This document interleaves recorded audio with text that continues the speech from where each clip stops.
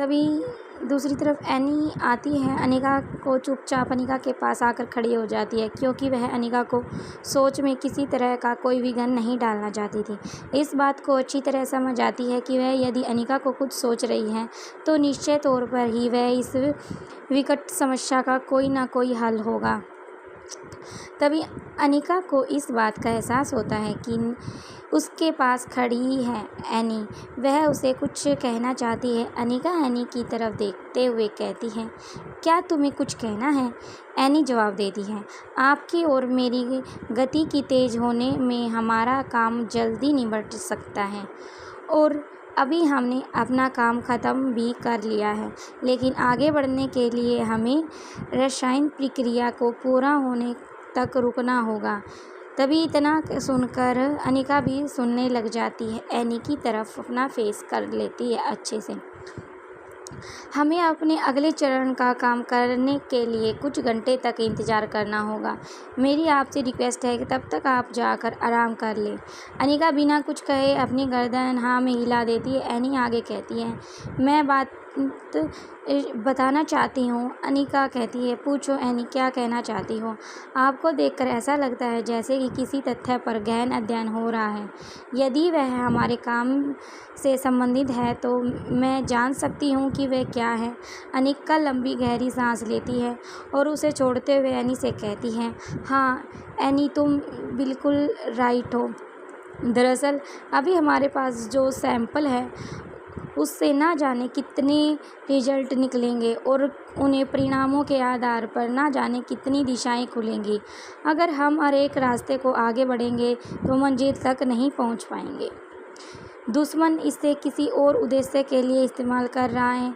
हम कोई नई चीज़ ईजाद कर बैठे हैं, कोई चीज़ जिसकी हमें इस समस्या को कोई आवश्यकता ही ना हो। फिर एक पल रुककर दोबारा कहना शुरू करती है, यानी हमारे पास बर्बाद करने के लिए वक्त नहीं है।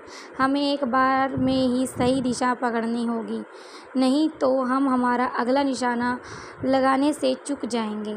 दुश्मन हमारे आगे निकल जाएंगे।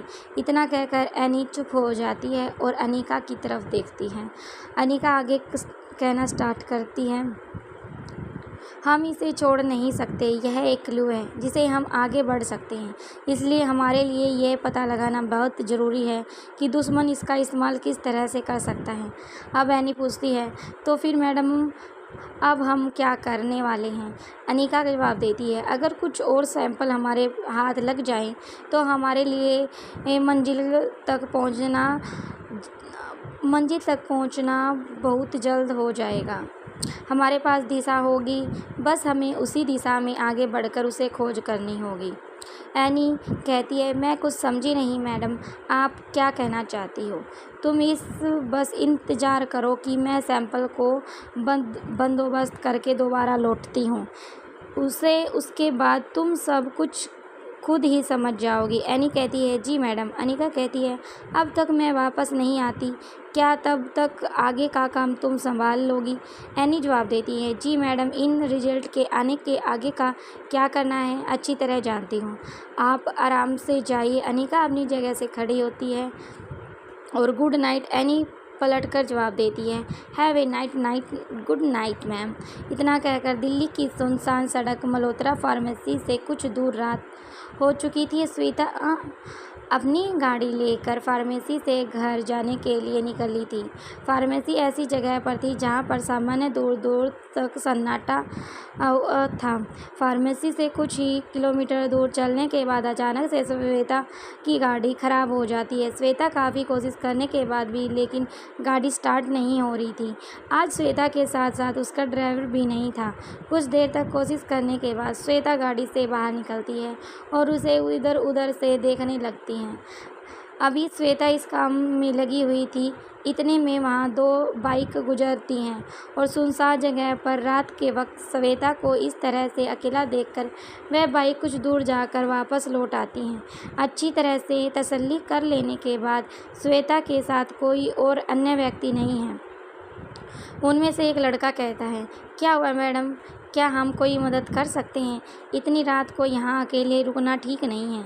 इन दोनों के बोलने के लहजे से एक अलग तरह की बात उभर कर आ रही थी। तो श्वेता समझ जाती है। आगे कहती हैं, कोई मदद नहीं मंगा लेती तब तक उसके लिए बाहर खड़ा होना सुरक्षित नहीं है। श्वेता बिना कोई जवाब दिए ही जल्दी से वापस जाकर गाड़ी के अंदर बैठ जाती है। तभी पीछे से एक दूसरी गाड़ी का हॉर्न सुनाई देता है। किसी दूसरी गाड़ी के हेडलाइट की रोशनी और उसकी तेज़ आवाज़ सुनकर वे दोनों वहाँ से भाग जाते हैं। यह गाड़ी श्वेता की गाड़ी से कुछ दूर जाकर रुकती है, लेकिन यह श्वेता की गाड़ी से इतनी दूर थी कि श्वेता को इसके अपने आसपास होने का कोई आभास नहीं था। तभी गाड़ी में से एक आदमी बाहर आता है, जिसकी वेशभूषा देखकर आसानी से पता लगाया जा सकता है वह सिक्योरिटी गार्ड है। वह अपना फ़ोन निकालकर किसी को फ़ोन करता है। सिक्योरिटी गार्ड की कॉल देखकर उधर से एक व्यक्ति फ़ोन उठाता है, फिर धीमी आवाज़ में पूछता है, हाँ बोलो। सिक्योरिटी गार्ड कहता है, सर मुझे लगता है कि श्वेता मैडम की गाड़ी ख़राब हो गई है और वह यहाँ पर एकदम अकेली है। या मैं उनकी मदद के लिए जाऊँ? वहाँ से आवाज़ आती है, नहीं तुम सिर्फ दूर रहकर निगाहें रखो, वैसे भी वह तुम्हारी मदद नहीं लेगी, बस ध्यान रखो कि उसे किसी तरह की कोई दिक्कत ना हो। तभी गार्ड कहता है, मुझे लगता है कि अभी यहाँ से निकलने वाले 2 लड़के उन्हें छेड़ रहे थे, लेकिन हमारी गाड़ी को देखकर वे वहाँ से भाग गए। बिल्कुल कि सुरक्षित नहीं है। उधर दोबारा से आवाज़ आती है, तो मुझे अपनी लोकेशन सेंड करो। जी सर। वहाँ से व्यक्ति खुद से ही कहता है, चलो फिर एक मौका हाथ आया है। फिर अपने ड्राइवर से कहता है, तुम जाकर गार्ड्स के साथ बैठो, ड्राइव मैं खुद करूँगा। ठीक 15 मिनट बाद श्वेता की गाड़ी के दरवाजे का खटखटाहट आवाज़ होती है। श्वेता जब आवाज़ सुनती है तो एक पल के लिए सहज जाती है, लेकिन सहमी हुई श्वेता दोबारा अपने आप को संभालती है। लेकिन जब वह गाड़ी के शीशे के दरवाजे पर खड़े व्यक्ति को देखती है तो वह आश्चर्यचकित हो जाती है, साथ ही उसकी हिम्मत भी लौट आती है। अब श्वेता खिड़की का शीशा नीचे करने की जगह सीधा गाड़ी का दरवाज़ा ही खोल कर बाहर आ जाती है। कहती है, आप यहाँ क्या कर रहे हो? लक्ष्य जवाब देता है, मैं यहाँ गुजर रहा था, तभी आपकी गाड़ी का नंबर पर ध्यान दिया तो इसीलिए देख रहा था गाड़ी में कोई है या बेचारी गाड़ी यहाँ अकेले ही खड़ी है। आखिर आपकी गाड़ी मेरे लिए इसकी चिंता करना स्वाभाविक ही है। इसके बाद लक्ष्य अनजाने बनने का नाटक करते हुए कहता है, आप इतनी रात को यहाँ किसका इंतज़ार कर रही हैं? क्या आप मेरे इंतज़ार कर रही थी? आपको कैसे पता कि मैं इस रास्ते से गुजरने वाला हूँ?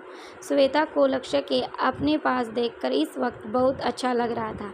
पहले इसलिए क्योंकि उसने कई दिनों तक लक्ष्य को नहीं देखा था, दूसरा इसलिए क्योंकि इस वक्त वह गाड़ी के खराब होने से भारी मुसीबत में फंस चुकी थी। लक्ष्य के पास होने से श्वेता को पूरी दुनिया का स्वर्ग मिल चुका था।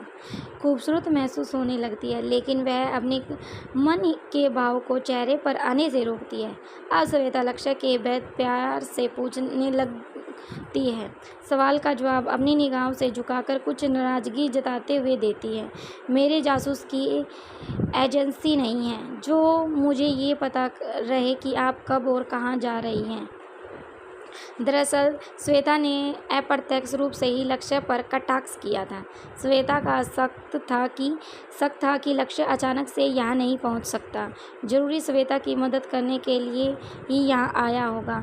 अब लक्ष्य मुस्कुरा कर कहता है, देखिए कितनी अजीब संयोग है ना, आपको मदद चाहिए और ईश्वर ने आपकी मदद करने के लिए मुझे चुना है। आइए मैं आपको घर छोड़ देता हूँ।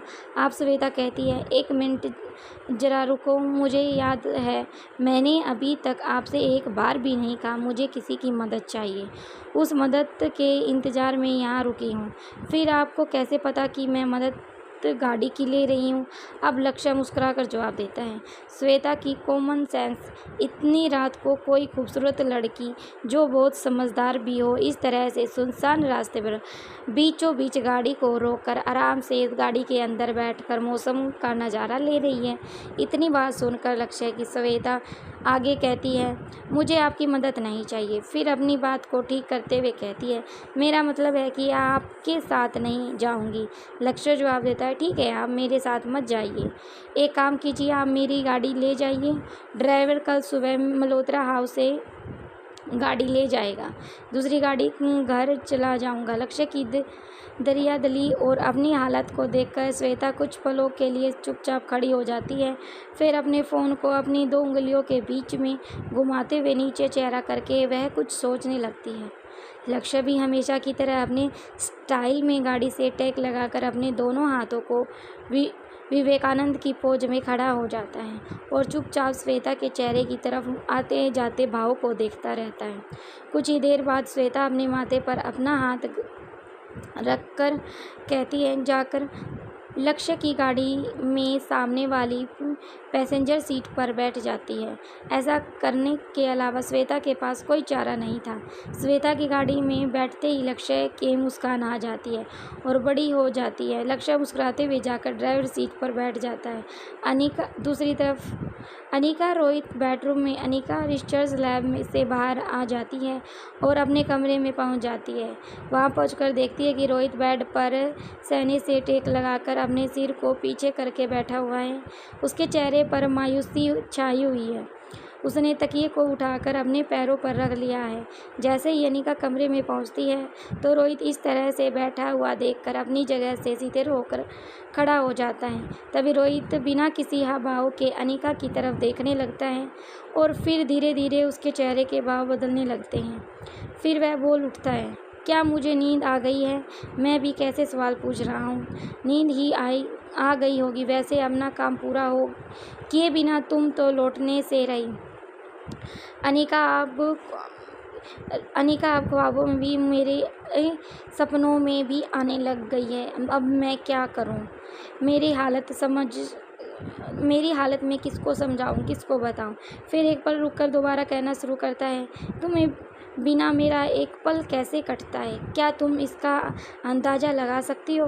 फिर खुद से ही जो देते हुए आगे कहता है, नहीं तुम बिल्कुल नहीं समझ सकती। अगर समझ सकती तो मेरे साथ ऐसा नहीं करती।